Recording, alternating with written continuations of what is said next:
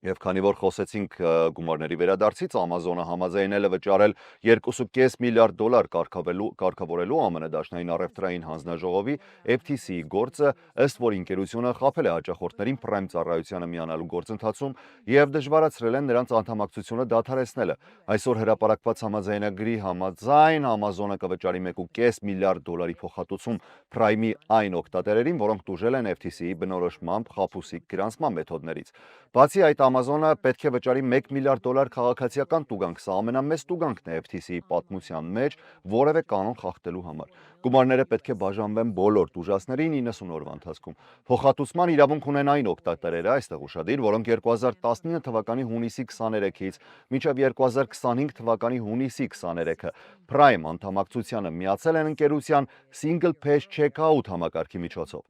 Amazon-ը, սակայն, պաշտոնապես չի ընդունել մեղադրանքը։ Ընկերության հայտարարության մեջ նշվում է, որ իրենք միշտ գործել են օրենքի շրջանակներում եւ ցանկանում են արագ առաջ շարժվել կենտրոնանալով նորարարությունների վրա։ Համաձայն համաձայնագրի Amazon-ը պարտավոր է փոփոխություններ կատարել Prime-ի գրանցման եւ չեղարկման ընթացակարգում։ Կայքում պետք է ավելացվի հստակ եւ տեսանելի կոճակ Prime-ի առաջարկը մերժելու համար, իսկ չեղարկման գործընթացը չպետք է լինի դժվար կամ թանկ կամ ժամանակատար։